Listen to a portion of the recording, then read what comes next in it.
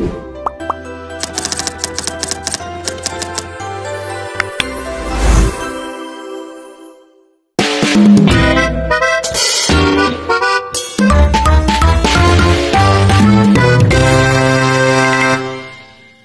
morning, trainees. So I'm so glad to see you all here. So welcome to Elite Skills Training Center.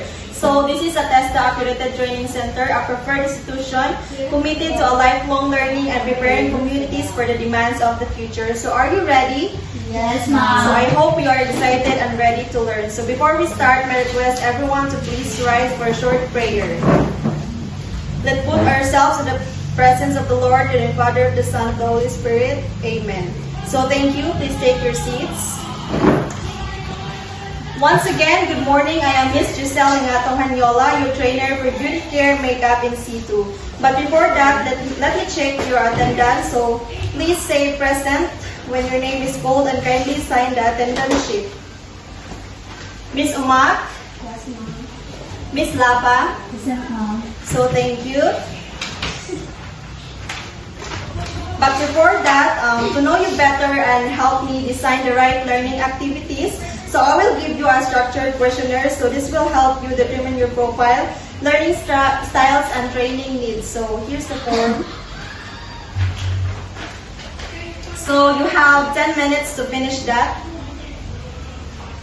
Are you done? Yes, Miss Ma'am. Okay. Thank you. So, as I check your papers, you're both high school graduates and physically fit. So, Miss Umak has a visual learning style, and Miss Lapa learns best through hands-on and demonstration. So, that's mean you have a different learning style. So, now I will give you a self-assessment checklist. So, this contains the competencies required in beauty care, makeup, and C2. So, this will help me identify the skills and the competencies needed by each one of you, so that the competencies that are already acquired will no longer be repeated. So here's the self-assessment checklist. Please put a check on yes if you already know and can perform the task, and no if not yet. So you have 10 minutes to answer that. Are you done? May I have your papers? So, Ms. Umak, you check no on prepare client for facial makeover and apply daytime makeup. And Ms. Lapa, please prepare your supporting documents for the competencies you mark yes, such as certificate, photos, or OJT documents. So tomorrow, you will undergo to institutional assessment. Next is your pre-test. So this is a written test that will measure your baseline knowledge in beauty care makeup. So it is a 40-item multiple choice exam. So you have 30 minutes also to answer this one.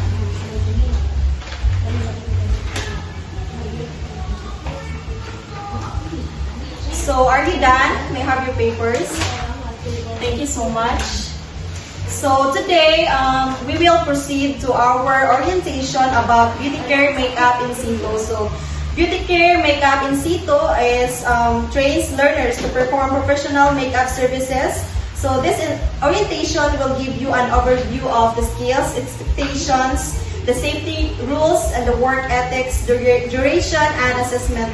And first is the unit of competency. So prepare client for makeup, sanitize tools, maintain a clean workstation.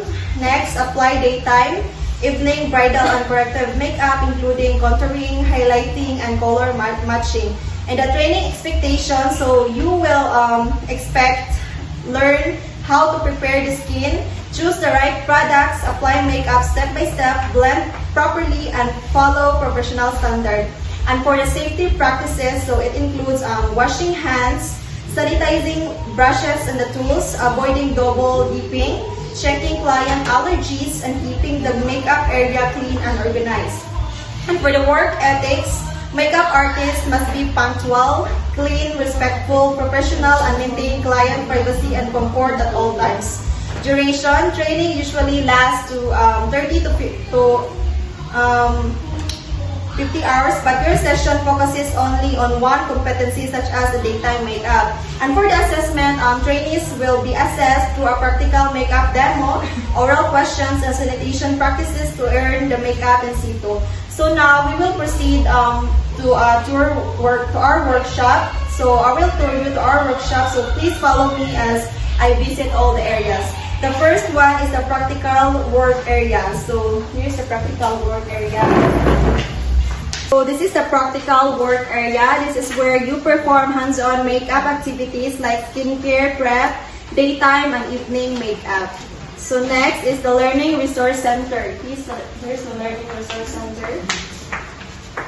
So here, you can access modules, job sheets, and reference materials for the study and practice. Now let us proceed to the sanitation area.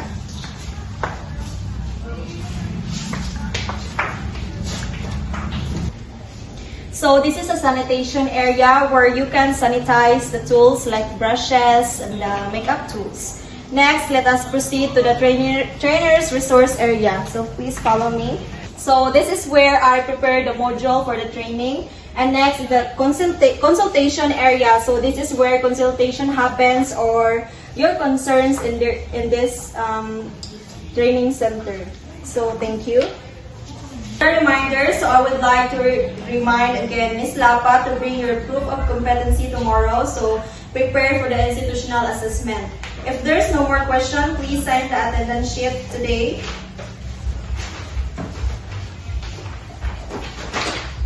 So that's all for today. You may go. Thank you so much for this day. Thank you. Good morning, everyone. Good morning. How are you? We're fine. That's good to hear. So first, please sign today's attendance sheet.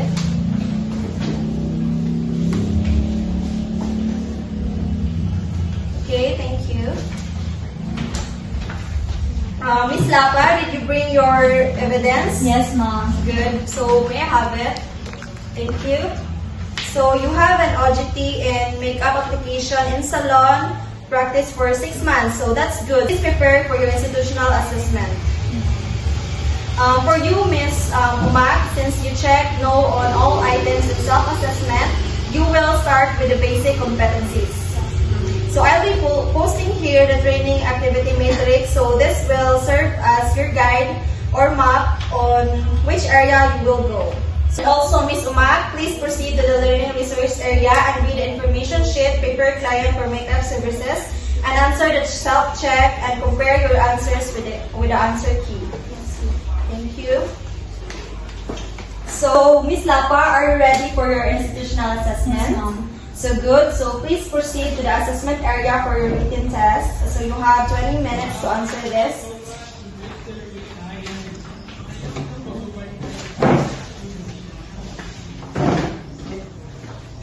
Time's up. May I have your paper?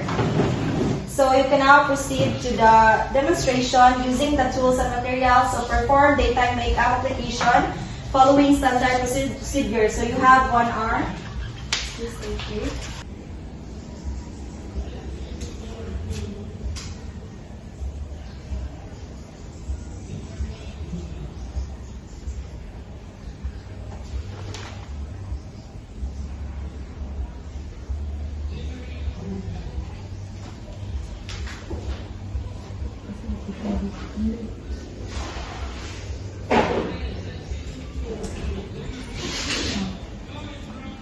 Okay, time's up. So please bring your output to the quality control and we will proceed to the oral questioning. So we will proceed to the oral questioning. So are you ready? Yes, ma'am. My first question is, why is skin analysis important before applying makeup? Okay, thank you. Next, why do we need to sanitize tools before and after every service? Thank you so much, Ms. Lapa. Okay. Let us proceed to the feedbacking. So, based on your written test, you got 90%, which is very good. You performed the makeup application correctly and you answered all the questions accurately. So, you have met the required standards for applied daytime makeup. So, congratulations, Ms. Lapa, for passing the institutional assessment. So here's your certificate of achievement. Thank you. Umak? Yes, ma'am. So, did you answer the self-check? Did you compare your answers to the answer key? Yes, ma'am. Very good. So, may I have your papers? You've got 85% score. Okay. I think you're ready to perform a task. So, here's your task sheet in preparing applying data in makeup. And please proceed to the practical work area station 1. After studying the task sheet, you may perform the task. The tools, materials, and equipments are ready in your station. Okay? Please proceed to it.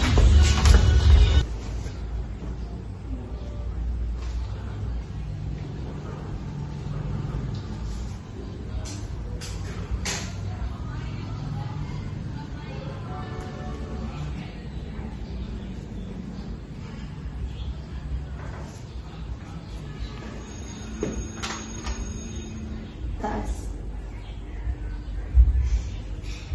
Okay, Ms. Umak, as I have noticed, you are having a hard time in applying data in makeup. So please allow me to do the demonstration. Then please observe because afterwards, you will have to return the demo. Yes, ma'am. So the first one is prepare the tools and materials. So you prepare the foundation, the concealer, also the brushes, the sponge, all the tools. Next is you will prepare the client. So you will tie her hair, sanitize the hands using the alcohol or any sanitation, or you can use the wipes. You can use the wipes.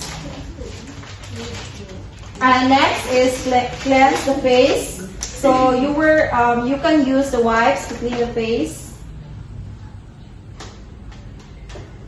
And then tone the face. So you can use any toner or any primer. Next is moisturize the skin. So you will use a moisturizer. You can apply the moisturizer.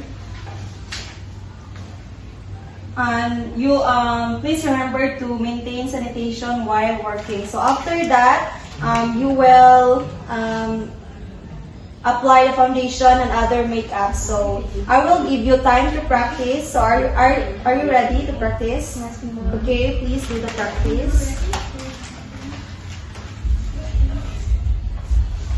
Okay, thank you.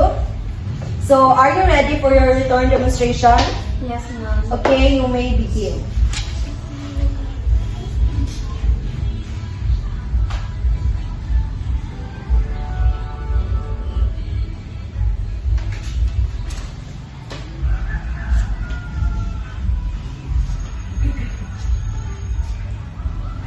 Okay, thank you. So you're doing well. You follow the steps correctly. Great job. So now I will record your performance in the achievement chart. So for your next activity, please go to the learning resource area and read info sheet applying nighttime makeup. So after reading, answer the self-check and compare your answers with the answer key. Okay? Yes, Thank ma'am. you.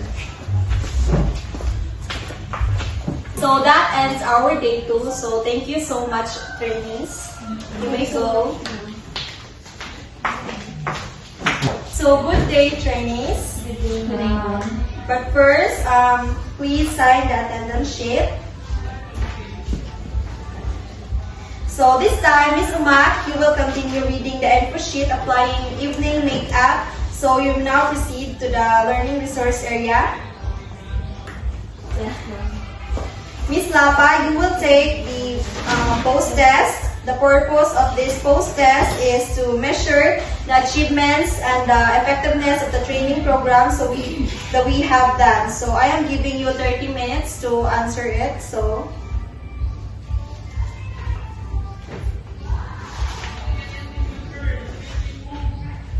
all right, are you done? So thank you. So my request, Ms. Umak, to please go back to the area. Can I have your paper? Thank you. So finally, we've come to the most awaited part, which is the awarding of Certificate of Training for completing your training in beauty care makeup in situ. So I now suggest that you take the National Competency Assessment at any assessment centers accredited for beauty care makeup in situ. So bring with you your 2 pieces passport size ID pictures wearing polo with white background and 500 pesos for the assessment fee. So as you are waiting for it, do not waste your time but practice further. So thank you and good luck with your assessment. But before you go, let me conduct a program session evaluation. So this program session evaluation is done to evaluate the effectiveness of the program in terms of the trainers, facilities, and methodology. So the result of the evaluation will further improve the program. So kindly give your honest rating by checking on the corresponding cell of your response. So your answers will be treated with utmost confidentiality. So thank you. Please submit. So now I will give you your certificate. Miss Lapa, congratulations. Miss Umak, congratulations. So congratulations everyone for the successful training. Once again, I am Miss Giselle Ingato Hanyola, your care makeup in situ, and thank you for your cooperation, and I wish you all the best. Thank you and congratulations.